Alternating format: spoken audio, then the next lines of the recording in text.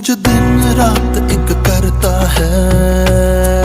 या साबका गवर्नमेंट आ रही ने उन्होंने कोई इस चीज़ का दराग नहीं है कि किसान नूं किस तरह बचाना है, इस मुल्क की जिहड़ी आ उन्होंने तरक्की किस तरह हो सकती है, ਉਹਦੀ पैदावार जिहड़ी आ खुद उन्होंने किस तरह जनाब डेवलप करना। साढ़े जिन्ने भी इदारे ने मैं बड़ी माजरत ना कहना उस तरीके ना नहीं काम कर रहे, वो ज़राअत दे ने, वो लाइफ स्टॉक दे ने, जो भी तरक्की हो रही है ये नाकाफी आ। मेरे दोस्तों पाकिस्तान के अंदर एक ही लोगों को काम है जिन्नी साड़ी प्रॉपर्टी आ जिन्नी जरी जमीन है उस स्कीमा बना लो तो बाकी तौर पर पैसा कमा लो।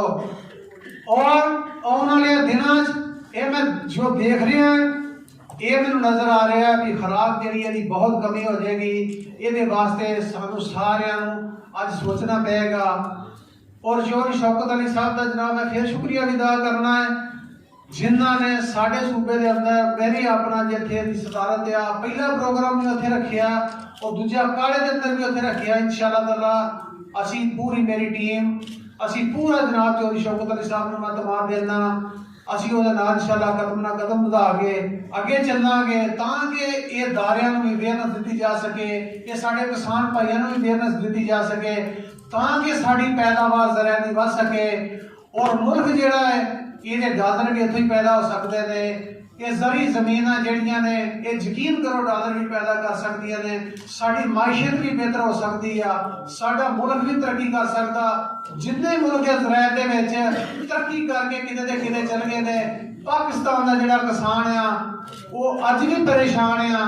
क्यों परेशान है? जिहड़ी चीज़ की साड़ी पैदावार ज़्यादा होवे बेहतर होवे वो साड़ियां हुकूमतां दा काम है बस सपोर्ट किया जाए और बजाय बोर्ड करन तो अज बाहरों सारी चीज़ां आ रही ने। आलू बाहरों आ रहे होंगे ने, मतलब प्याज बाहरों आ रहे होंगे ने, टमाटर बाहरों आ रहे होंगे ने। अगर मेरे किसान को ये सहूलत दी जान, मेरे किसान को जनाब अली इत्थे जिहड़ी सहूलत दी जाए, मेरे किसान की जिहड़ी पैदावार जो होवे उन्होंने बाहर सपोर्ट किया जाए कि क्यों नहीं मेरा मुल्क तरक्की करता। असी बजाय डॉलर बाहरों नहीं आते असी जनाब अली पाकिस्तान के विचों बाहर भेजते पे हैं। तो मैं कहना सानू बिल्कुल सोचना चाहिए और चौधरी शौकत साहब ने मैं कहांगा और पूरी जी टीम आई है साड़ी जिन्हें अदारियां के लोग आए ने ये साड़ी मदद करना किसानों की ताकि किसानों की जितनी बेहतरी होगी इस मुल्क के अंदर जितनी किसान की ताकत होगी उतने इंशाअल्लाह मुल्क को कोई ना डॉलर की लोड़ होगी ना पैसे की लोड़ होगी। तो मैं उम्मीद करांगा इंशाअल्लाह इस काम में जदोजहद करांगे और किसानों को जिहड़ा है असी पैदावार लैन दे विच जिस तरह के दुनिया के उत्ते 80-80 मन 70-70 मन गंदम निकल रही है पाकिस्तान की उस पैदावार 28 मन आ रही है। क्यों आ रही है? साढ़े दारे नहीं काम कर रहे, साढ़े किसान अवेयरनेस नहीं, साढ़े किसान सहूलत नहीं, साढ़े किसान की बिजली सस्ती नहीं, साढ़े किसान की खाद सस्ती नहीं। तो मैं इसी चीज़ पर तवज्जो दिवाते हैं। मैं मदद करांगा क्योंकि सेक्रेटरी साहब ने कहा ही 2-2 मिनट टाइम है तो जो पहले बंदे ने ज़्यादा ले लिया तो शायद आने वाले बंदे जो ज़्यादा टाइम लैणगे तो कॉन्फ्रेंस जी वो लोगों को पूरा ना हो सके। तो मैं उम्मीद करांगा इंशाअल्लाह ये साडा जिहड़ा किसानों का काज है इनू तरक्की दी जाए, इनू खुशहाली दी जाए, ये साडा मिशन है इंशाअल्लाह ताला। तो मैं उम्मीद करांगा कि इन्हें जरूर आज तो काम शुरू हो जाएगा और पूरे पाकिस्तान के अंदर इस तरह के कॉन्फ्रेंस के सदस्य साहब कराएंगे इंशाअल्लाह असीं उन्हां दे नाल चलांगे। किसानों की जिहड़ी बेहतरी है वो मुल्क की बेहतरी है। बहुत शुक्रिया मेहरबानी। शौकत साहब का और सारे जिहड़े हज़रात उन्हां दा इंतहाई मुश्किल है।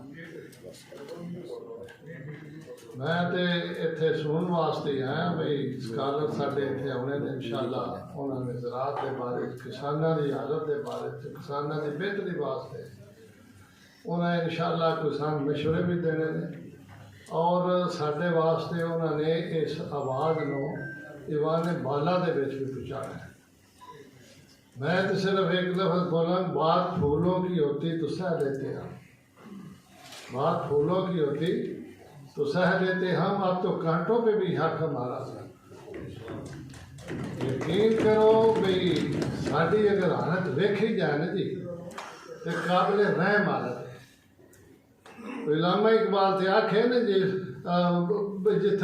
जिस खेत से दहका को मैसर ना हो रोजी उस खेत के गोशा गंदम को जला दो। गल हकीकत है बस ये स्टेज उत्ते अपने असी अपील करने सारे जितने भी इतने साथी मौजूद ने या साढ़े हुक्मरान जड़े ने या उन्होंने नुमाइंदे ने कोई बस साड़ी हालत रहम करो।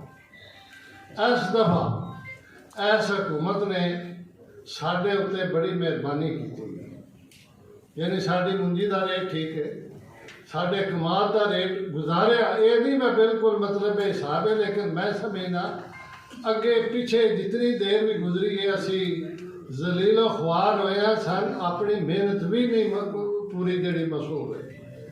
इस दफा इन्होंने किया और गंदम का रेट भी सुनने चाया मैं कोई बेहतर कर रहा नहीं। अगर ये सानू सपोर्ट करे हुकूमत तो असी इंशाअल्लाह हर तरह का चैलेंज कबूल करने भाई मुल्क से बाहरों नहीं कोई शायद आवेगी बल्कि साड़ी शायद बाहर जाएगी। वस्सलाम। मिट्टी में जो रंग भरता है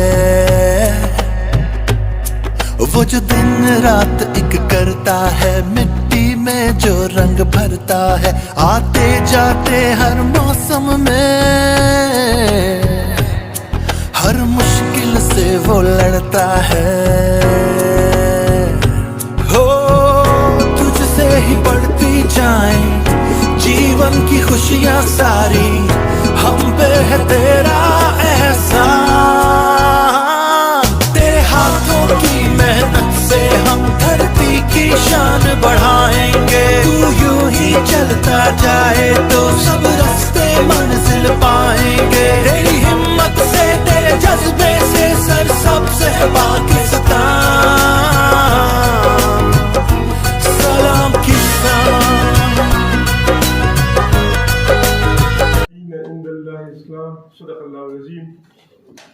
सबसे पहले मैं इस कौमी किसान कॉन्फ्रेंस में जिसका इनेकाद किसान बोर्ड और किसान बोर्ड के मरकजी सदर जनाब शौकत अली चदर साहब का मैं खैबर पख्तूनख्वा के काश्तकारों की तरफ से उनका शुक्रिया अदा करते हैं कि उन्होंने ज़राअत को और ज़राअत के मसाइल को और हुकूमत के ज़िम्मेदारान को जगाने के लिए ज़री सेमिनार्स का जो प्लान और जो विजन काश्तकारों को दिया है, और इंशाल्लाह ये सिलसिला सुबह सिंध तक, बलूचिस्तान तक, खैबर पख्तूनख्वा तक इंशाल्लाह ये सिलसिला जाएगा।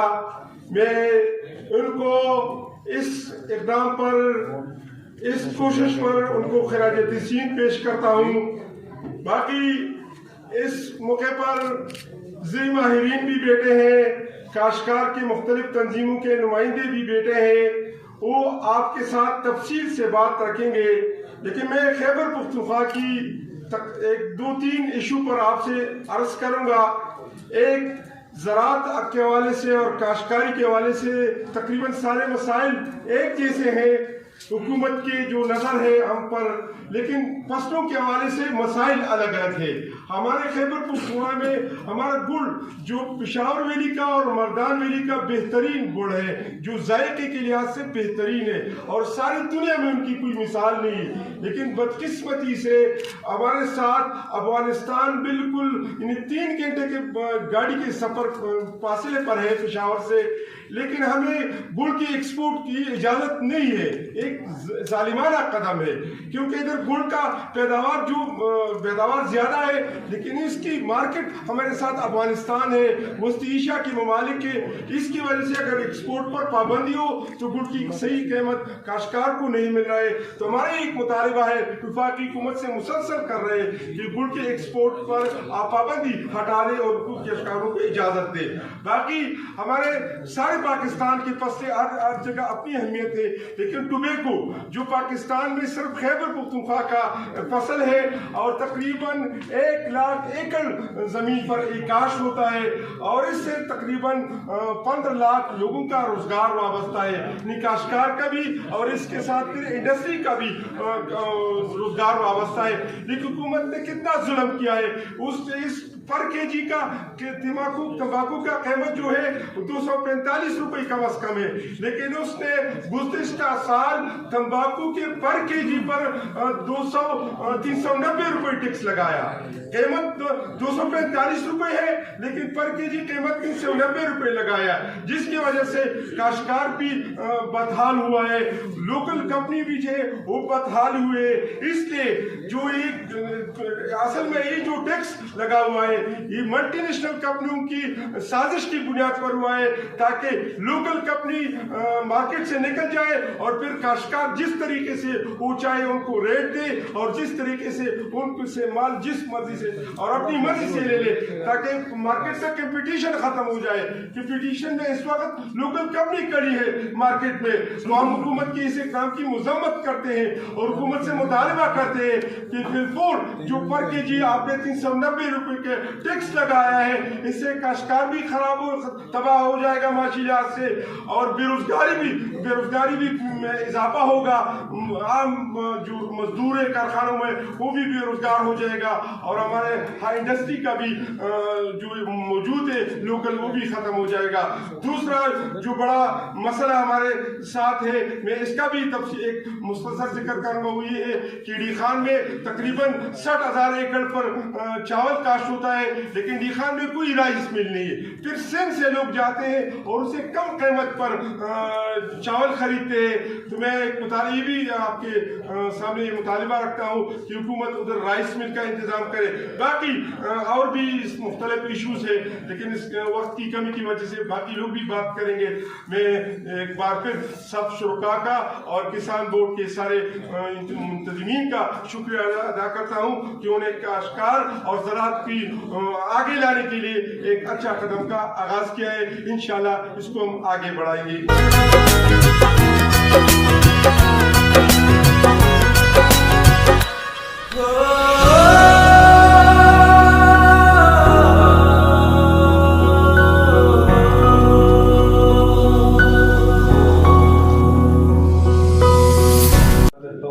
इतने अच्छे अंदाज से ये कॉन्फ्रेंस रखी गई है जिसका इंशाल्लाह सारे किसानों को, रिसर्चर्स को, साइंटिस्ट को फ़ायदा पहुंचेगा। पाकिस्तान मेरे ख्याल से फ़िलहाल एक ऐसा मुल्क है जिसको फूड सिक्योरिटी पे बहुत ज़ोर और तवज्जो देनी चाहिए। फूड सिक्योरिटी पे जब पाकिस्तान तवज्जो दे और हमारी इंशाल्लाह एग्रीकल्चरल प्रोड्यूस इस लेवल तक हम उगा सकें कि हम मेजॉरिटी एक्सपोर्ट कर सकें जैसे बहुत और मुल्क कर सकते हैं, वो जो पाकिस्तान का इकोनॉमिक क्राइसिस फेस कर रहे हैं फिलहाल वो भी इंशाल्लाह दूर हो जाएगा।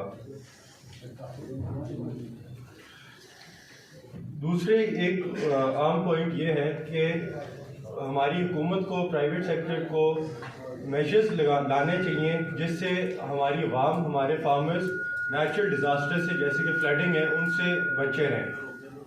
पिछले आपको पता ही है कुछ महीने पहले फ्लड्स आए हैं, आज तक साउथ पंजाब में, सिंध में हमारे किसान भाई हैं जो अपनी ज़मीनों को काश नहीं कर पा रहे। 2012 में तकरीबन 10,000 एकड़ ऐसे फ्लड की वजह से काश्त नहीं हो सके। 2011 में 17 लाख एकड़ नहीं काश्त हो सके फ्लडिंग की वजह से। 2010 में बेइंतहा एकड़ ऐसे हैं जो नहीं काश्त हो सके फ्लडिंग की वजह से। इससे न सिर्फ उन किसानों को, उन बंदों को जो वहाँ रहते हैं उन्हें नुकसान पहुँचता है बल्कि पूरे मुल्क को, पूरी इकॉनमी को नुकसान पहुँचता है क्योंकि आपकी फूड सिक्योरिटी ख़त्म होती है और आपके प्रोड्यूस इम्पोर्ट करने पड़ जाते हैं आपको।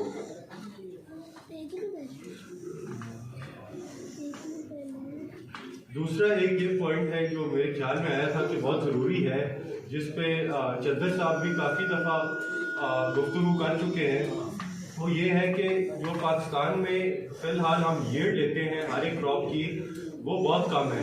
अगर आप बाकी मुल्कों में देखें और कोई पॉकेट्स पाकिस्तान में देखें तो हर एक क्रॉप की यील्ड बहुत गुना ज़्यादा ले की जा सकती है। फॉर एग्ज़ाम्पल हम अगर गंदम की बात करें तो एवरेज मेरे ख्याल से कोई 30-35 मन पर एकड़ हम लेते होंगे, जहाँ के बहुत से ऐसे मुल्क हैं जहाँ 60 मन से ऊपर भी ली जा रही है एवरेज पे। इससे देखा जाए तो एक फार्मर जो है वो अपनी उसी ज़मीन में से डबल से ट्रिपल पैसे निकाल सकता है। बस थोड़ी सी इनपुट्स की ज़रूरत है, थोड़ी टेक्नोलॉजी की ज़रूरत है एंड थोड़ी से हमारे रिसर्चर साइंसदानों की ज़रूरत है कि वो आके हमें सिखाएं कि इस तरीके से आप ये क्रॉप लगाएं और आपकी ईयर्ड इंक्रीज होगी। सीड्स की भी बहुत ज़रूरत है कि अच्छी सीड्स लगाई जाए, डेड सीड्स ना लगाई जाए, अच्छी वैरायटीज़ लगाई जाए जो उस इलाके को फ़ायदा पहुँचाए, जो उस इलाके में कामयाब होए। ये फार्मर्स हमारे जो हैं, हम ऐसे करते हैं कि हम कोई भी वैरायटी किसी और इलाके से उठा के लगा लेते हैं जो हमारे क्लाइमेट से या हमारे वेदर पैटर्न से मैच नहीं करती।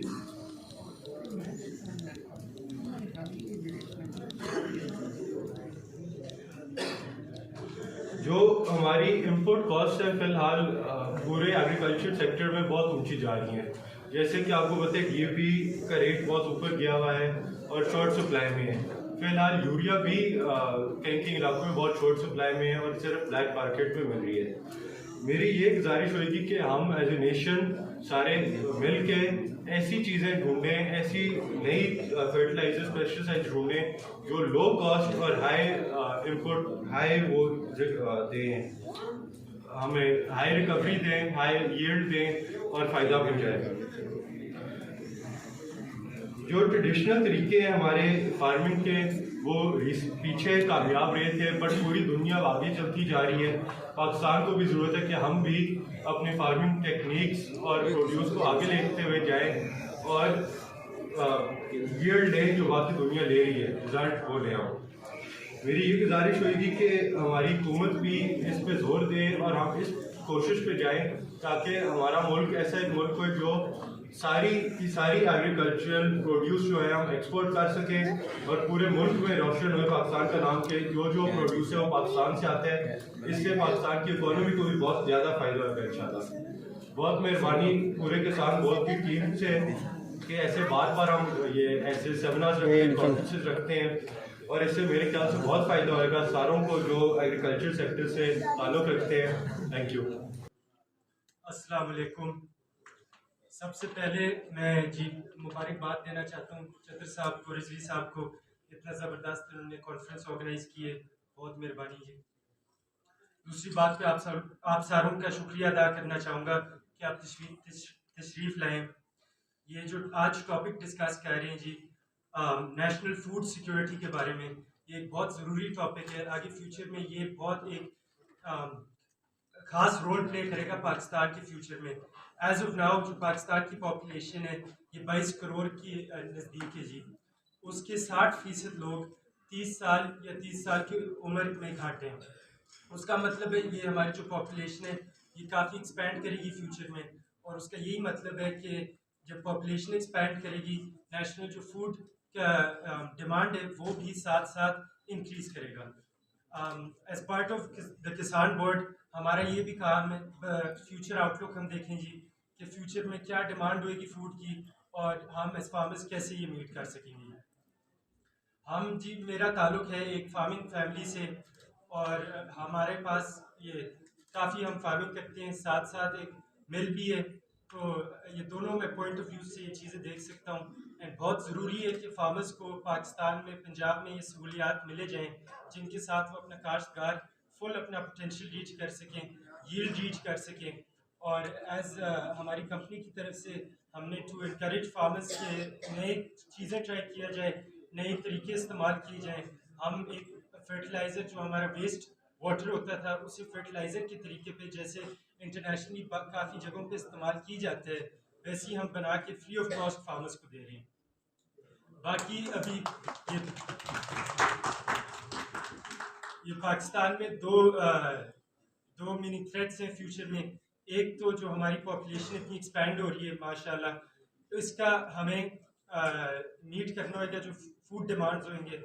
दूसरा जो आजकल हम अपने एग्रीकल्चर लैंड्स को मीनिंग हम टेकन फॉर ग्रांटेड लेते हैं, उसके ऊपर आजकल सोसाइटियाँ बन रही होंगी, उसका सही ख्याल नहीं कोई गवर्नमेंट की तरफ से सही ख्याल नहीं रख रहे जो एग्रीकल्चर हमारी ज़मीन है। मैं बाहर जब पढ़ने गया था रॉयल एग्रीकल्चर यूनिवर्सिटी से अपनी डिग्री की जी इंटरनेशनल एग्री बिजनेस से, उधर सिखाया जाता था कि ये जो एग्रीकल्चर ज़मीन है ये कितनी ज़रूरी होती है मुल्कों में। मायूसियों के बादल तुझ पे जो छाए हैं